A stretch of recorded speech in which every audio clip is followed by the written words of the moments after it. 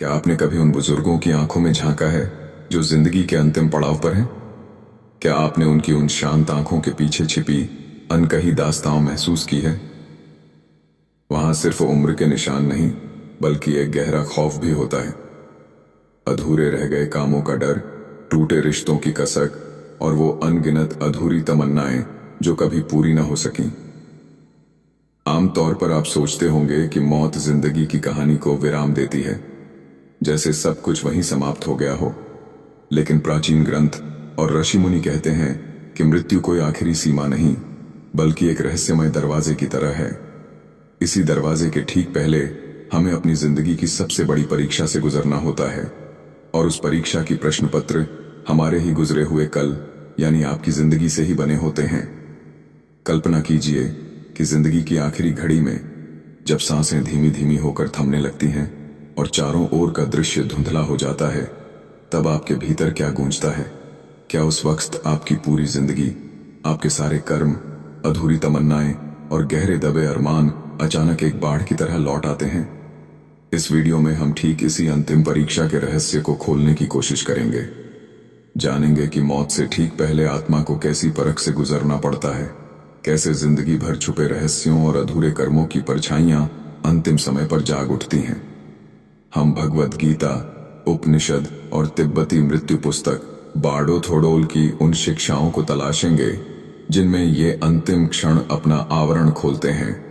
और सबसे अहम यह जानना है कि अभी इसी क्षण आप ऐसा क्या कर सकते हैं कि जब वह अंतिम परीक्षा सामने आए तो आप डर नहीं, बल्कि शांति और साहस के साथ उस रहस्यमय दरवाजे को पार कर सकें। यह यात्रा सिर्फ मृत्यु को समझने की नहीं है, बल्कि जिंदगी को सही तरीके से जीने की है। मेरे साथ जुड़िए इस रहस्य की गहराई तक, क्योंकि जो मौत के लिए तैयार है वही सच में जीना जानता है। मौत से पहले किए गए कर्मों का सामना करने की यह धारणा कोई नई बात नहीं है। यही वो सत्य है जिसे हजारों सालों से अनगिनत सभ्यताओं के ऋषि मुनि अपनी आत्मा की गहराइयों में जाकर अनुभव करते रहे हैं। यह रहस्य हमारे ही प्राचीन ग्रंथों में छुपा है। इसे समझने के लिए बस एक सच्ची दृष्टि चाहिए। भगवद गीता में इसका स्पष्ट प्रमाण मिलता है। अध्याय 8 के 6 श्लोक में श्री कृष्ण अर्जुन को बताते हैं कि जिस भावना को लेकर मनुष्य शरीर का त्याग करता है, वही भावना उसे प्राप्त होती है, क्योंकि जिंदगी भर वह उसी भावना में मग्न रहा। मतलब आखिरी वक्त जो ख्याल मन में आता है वह अचानक नहीं होता, बल्कि हमारी पुरानी आदतों, लगावों और अभ्यासों का नतीजा होता है। हमारी पूरी जिंदगी एक अदृश्य स्याही से हमारे अगले जीवन की पटकथा लिख रही होती है, और मृत्यु का पल उस स्याही को उजागर कर देता है। अब बृहदारण्यक उपनिषद की ओर बढ़ते हैं, जहां प्रयाण काल का वर्णन मिलता है। याज्ञवल्क्य मुनि कहते हैं कि जब आत्मा शरीर छोड़ने ही वाली होती है तो उसके सामने पूरी जिंदगी एक फिल्म की तरह घूमने लगती है। यह सिर्फ भावुक कल्पना नहीं, बल्कि कर्मों का वैज्ञानिक सत्य है। जैसे ही प्राण ऊर्जा शरीर के बंधन से अलग होने लगती है, चेतना अपने बनाए हुए संसार को एक तटस्थ दर्शक की भांति देखने लगती है। उसी पल जीवन भर किए गए हर कर्म, बोले गए हर शब्द, जिए गए हर अनुभव सब एक साथ सतह पर आ जाते हैं। यह आत्मा का अपने ही रचे हुए ब्रह्मांड से आमना सामना होता है। इसी सत्य की झलक हमें तिब्बती बौद्ध ग्रंथ बार्डो थोडोल में भी मिलती है। इसमें बताया गया है कि मृत्यु के बाद आत्मा बार्डो नाम की एक मध्यवर्ती अवस्था में प्रवेश कर जाती है। इस दौरान चेतना के सामने उसके अपने ही मन की कृतियां प्रकट होती हैं, कभी शांत और दिव्य देवताओं के रूप में, तो कभी भयानक क्रोधी राक्षसों की शक्ल में। ये छवियां, ये डर, ये इच्छाएं कहीं बाहर की नहीं होती। ये हमारे अपने कर्मों और संस्कारों की प्रतिछाया है। तिब्बती गुरु कहते हैं कि यही आत्मा की असली परीक्षा होती है। अगर आत्मा पहचान ले कि ये सब उसके अपने मन का माया जाल है, तो वह मुक्त हो जाती है। लेकिन अगर वह इन छवियों से डर जाए या उनमें उलझ जाए, तो यह चक्र उसे फिर से नए जन्म की ओर खींच ले आता है।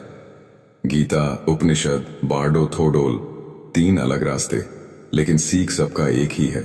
मृत्यु का क्षण आत्मा के लिए अपने ही कर्मों से आमना सामना करने का सबसे शक्तिशाली अवसर होता है। प्राचीन ग्रंथ सभी एक ही ओर इशारा करते हैं, आखिरी समय में कर्मों का हिसाब होता है। पर सवाल यह है कि कैसे? चेतना के उस अंतिम स्तर पर ऐसा क्या होता है कि जिंदगी भर दबाए गए तमाम ख्याल और यादें अचानक जाग उठती हैं? इसे समझने के लिए हमें ऊर्जा और मन के गहरे संबंध को देखना होगा। संत और योगी कहते हैं कि शरीर सिर्फ मांसपेशियों का जाल नहीं, बल्कि प्राण ऊर्जा से संचालित होता है। जिंदगी भर यह प्राण शक्ति हमारी चेतना को बाहरी दुनिया की ओर दौड़ाती रहती है। हम इधर उधर देखते हैं, रिश्ते बनाते हैं, तमन्नाएं पालते हैं, और जो गहरे डर, दुख या पछतावा होता है उसे अपने मन की तहखानों, अवचेतन में ठूंक देते हैं।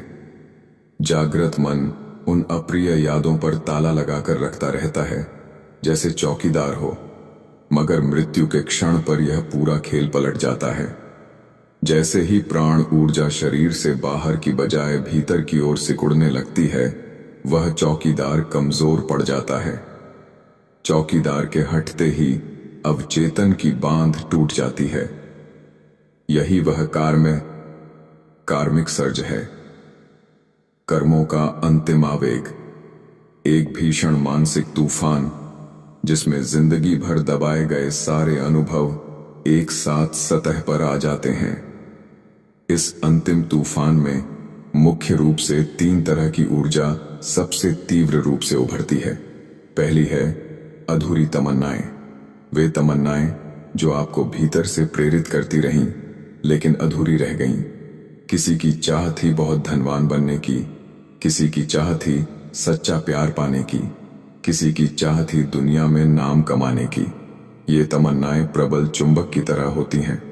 मृत्यु के समय जब चेतना शरीर से अलग होने लगती है, ये अधूरी तमन्नाएं इसे अपने अगले जन्म की ओर खींचने लगती हैं, जैसे इन्हें किसी दूसरी जिंदगी में पूरा करने की चाह हो।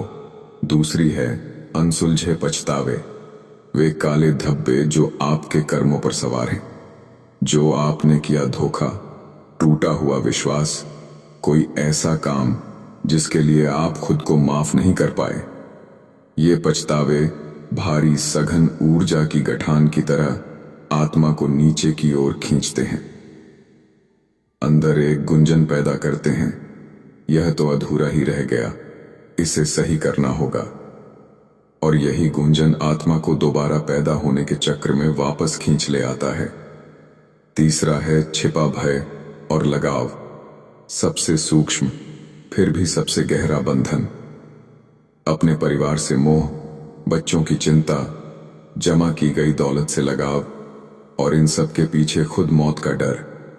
ये लगाव पहले रेशम की डोरियों जैसा लगते हैं, लेकिन मृत्यु के क्षण पर लोहे की जंजीरों में बदल जाते हैं। आत्मा तो आजाद होना चाहती है, पर यह मोहब्बत उसे बार बार पीछे मुड़कर देखने को मजबूर करते हैं, और यही मोहब्बत उसके अगले जन्म की सीढ़ी बन जाती है।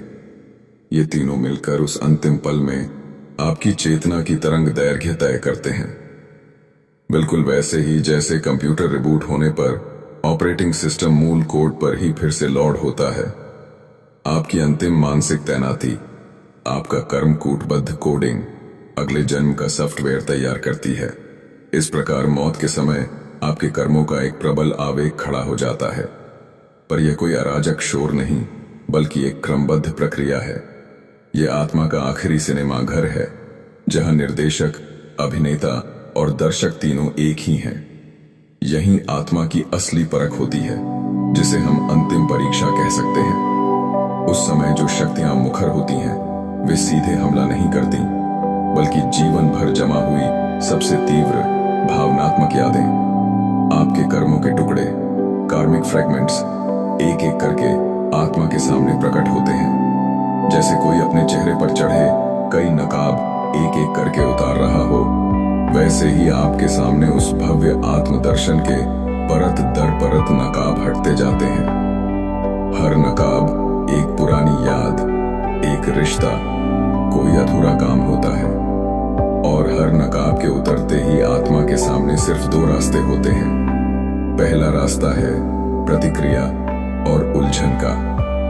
इस राह पर आत्मा सामने आई उस छवि को वास्तविक मान बैठती है और भूल जाती है कि यह तो सिर्फ एक स्मृति है। क्रोध की छवि दिखी तो आत्मा फिर से क्रोधित हो उठती है। प्रेम की छवि आई तो वह स्वयं को उसी मोह में जकड़ लेती है। डर की छवि आई तो वह कांपने लगती है। इन भावनात्मक प्रतिक्रियाओं से आत्मा में नए कर्मों के बीज बो जाते हैं। आत्मा खुद को उन छवियों से जोड़ बैठती है और फिर जन्म मरण के चक्र में फिर से उलझ जाती है। ऐसी स्थिति में आत्मा इस परीक्षा में असफल हो जाती है। दूसरा रास्ता है साक्षी भाव और जागरूकता का। इस राह पर आत्मा केवल एक शांत दर्शक की तरह बनी रहती है। उसे पता होता है कि जो सामने हो रहा है वह बीते हुए समय की चलचित्र है। ये बस पुरानी यादों के बादल हैं जो चेतना के आकाश में उभर रहे हैं। आत्मा न तो उन सब की व्याख्या करने लगती है न भागती है, बस शांति से, करुणा से, बिना किसी निर्णय के उन्हें देखती रहती है। यही साक्षी भाव है। यह जागरूकता की तलवार है जो कर्मों की जंजीरों को काट देती है। इस अवस्था में यादें अपनी पकड़े खो देती हैं, बस तस्वीर बनकर रह जाती हैं जिनमें आत्मा को बांधने की कोई शक्ति नहीं होती। आत्मा इस परीक्षा में सफल हो जाती है। अब एक मार्मिक उदाहरण से इसे समझते हैं। कल्पना कीजिए, एक आत्मा शरीर छोड़ रही है और सामने उसकी प्यारी दिवंगत मां की छवि आती है, आंसू लिए उसे पुकारती हुई। अगर आत्मा पहले रास्ते पर खड़ी है तो वह उस दर्द और मोह में उलझ जाएगी। वह सोचेगी, मेरी मां दुखी है, मुझे उसके पास जाना चाहिए। यह मोहब्बत और दर्द एक शक्तिशाली चुंबकीय क्षेत्र बना देंगे और आत्मा को एक ऐसे गर्भ की ओर खींच लेंगे जहां ऐसे ही पारिवारिक बंधन से जुड़े कर्म हों। फिर से जन्म का चक्र शुरू हो जाएगा। लेकिन अगर आत्मा दूसरे रास्ते पर यानी साक्षी भाव में खड़ी है तो वह अपनी मां की उसी छवि को देखेगी पर उसमें उलझेगी नहीं।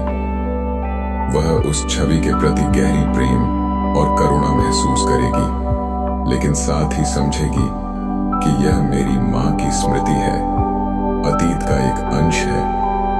उनकी आत्मा अपनी यात्रा पर है और मेरी अपनी राह है। वह उस छवि को प्रेम शांति भेजकर विदा कर देगी। इस साक्षी भाव से उस लगाव का बंधन टूट जाता है और आत्मा मुक्ति की ओर एक कदम बढ़ जाती है।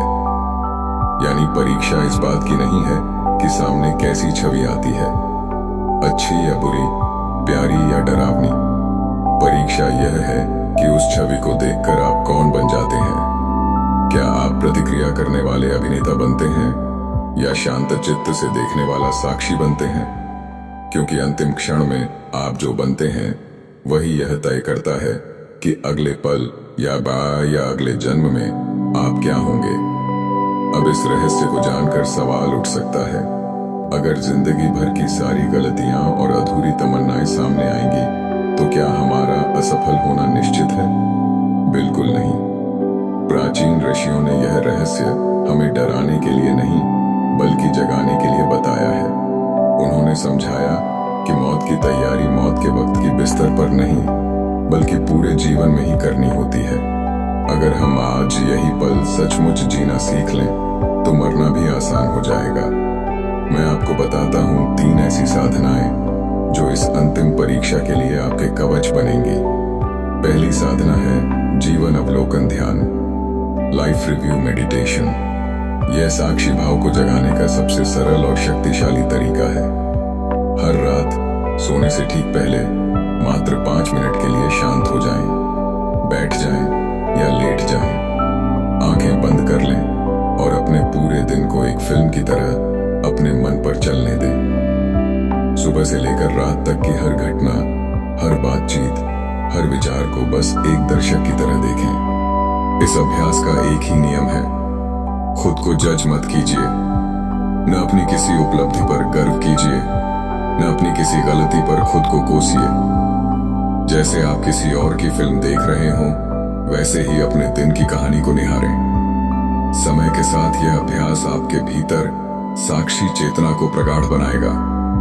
जब आप रोजमर्रा की छोटी छोटी घटनाओं पर खुद को साक्षी बना पाएंगे, तभी आप जीवन की सबसे बड़ी घटना, मृत्यु के समय भी साक्षी बनकर रह पाएंगे। दूसरी साधना है अधूरे कर्मों का समाधान। अधूरे कर्म आत्मा पर सबसे भारी बोझ होते हैं। ये वे ऊर्जा के धागे हैं जो हमें पीछे खींचते रहते हैं। आज से ही उन धागों को काटना शुरू करें। अगर आपने किसी को दुख पहुंचाया है तो अहंकार को त्याग कर उनसे माफी मांग लीजिए। यदि किसी ने आपको दुख दिया है तो अपने मन का वह बोझ उतार दीजिए और उन्हें क्षमा कर दीजिए। क्षमा दूसरों के लिए नहीं, बल्कि अपनी आत्मा की मुक्ति के लिए जरूरी है। अधूरे रिश्तों को पूरा कीजिए। क्या कुछ ऐसा बचा है जो आप किसी को कहना चाहते थे लेकिन कह नहीं पाए? उस रिश्ते को सम्मान पूर्वक समाप्त कीजिए, चाहे सामने जाकर कहकर या अपने मन में उसे स्वीकार कर वश में छूटने दीजिए। हमेशा शांति को चुने, इच्छाओं को नहीं। अपनी तमन्नाओं की सूची देखिए। क्या ये तमन्नाएं आपको आनंद दे रही हैं या बेचैन कर रही हैं? धीरे धीरे उन तमन्नाओं से अपनी ऊर्जा दूर करना सीखें जो आपके मन की शांति भंग करती हैं। संतोष का अभ्यास कीजिए। तीसरी और सबसे गहरी साधना है मृत्यु पूर्वाभ्यास, डेथ रिहर्सल। यह एक यौगिक और तिब्बती तकनीक है। एक शांत कमरे में शवासन मुद्रा में लेट जाएं और शरीर को पूरी तरह आराम दें। अब कल्पना कीजिए कि यह वास्तव में आपका अंतिम क्षण है। आपकी सांसें धीमी हो रही हैं और अब अंतिम सांस आ रही है। जो कुछ भी सबसे पहले और सबसे तीव्र रूप से आपके मन में उभरेगा, वही आपका सबसे प्रबल बंधन है। वह नकाब है जो मृत्यु के समय सबसे पहले आपके सामने आएगा। एक बार जब आप इस बंधन को पहचान लेंगे तो आप जानबूझकर उस पर काम कर सकते हैं, उसे सुलझा सकते हैं। यह साधना आपको सीधे आपकी अंतिम परीक्षा के प्रश्न पत्र की झलक दिखा देती है। ये साधनाएं न केवल आपकी मृत्यु की तैयारी करती हैं, बल्कि जीवन को अधिक जागरूक, शांत और पूर्ण भी बनाती हैं। और जो व्यक्ति पूर्णतया जीता है, उसे मौत का कोई भय नहीं होता। तो हमारी यात्रा उस सवाल से शुरू हुई थी कि मृत्यु के क्षण में क्या होता है, और अब हम एक गहरे सत्य पर खड़े हैं। मौत कोई अंत नहीं है, बल्कि एक दर्पण है। एक विशाल कर्मिक दर्पण जिसके सामने आत्मा पूरी तरह निर्वस्त्र खड़ी होती है। इस दर्पण में हम वह देखते हैं जो हम वास्तव में हैं, न कि वह चेहरा जो हम दुनिया को दिखाते थे। यहाँ कोई नकाब चलता नहीं, कोई बहाना नहीं चलता। आप अपने आप से छिप नहीं सकते, क्योंकि यहाँ आप अकेले हैं। हमने गीता और उपनिषदों के ज्ञान को छुआ। हमने तिब्बती ग्रंथों के रहस्यों को जाना और समझा कि कैसे हमारे कर्म और इच्छाएं हमारी अंतिम परीक्षा बन जाती हैं। हमने यह भी जाना कि साक्षी भाव ही वह कुंजी है जिससे इस परीक्षा में हम सफल हो सकते हैं। इसलिए संत सदैव यही कहते आए हैं, जो मौत के लिए तैयार है वही सच में जी रहा है। मौत की तैयारी का मतलब हर समय मौत के बारे में सोचना नहीं है। असली मतलब है हर पल जागरूकता से जीना। अपने काम अधूरे न छोड़ें, अपने मन में गांठें न बांधें, अपने रिश्तों को बोझ न बनने दें। प्रकृति हमें इसका अभ्यास हर दिन कराती है। हर रात जब हम सोने के लिए लेटते हैं, वह भी एक छोटी मृत्यु है। हम चेतना खो देते हैं, दुनिया को भूल जाते हैं। अपने आप से पूछिए, क्या आप हर रात चैन से सो पाते हैं, या आपका मन दिन भर की उलझनों और अधूरे कामों में उलझा रहता है? अगर आज आप शांति से सोते हैं, तो यकीन मानिए कि कल आप शांति से दुनिया से विदा भी हो सकते हैं। इस वीडियो को अंत तक देखना ही इस बात का संकेत है कि आपके भीतर उस परम सत्य को जानने की प्यास है। मतलब आपने अनजाने में ही सही उस अंतिम परीक्षा की तैयारी का पहला कदम रख दिया है। अब इस ज्ञान को केवल सुनकर न छोड़ें, इसे अपने जीवन में उतारिए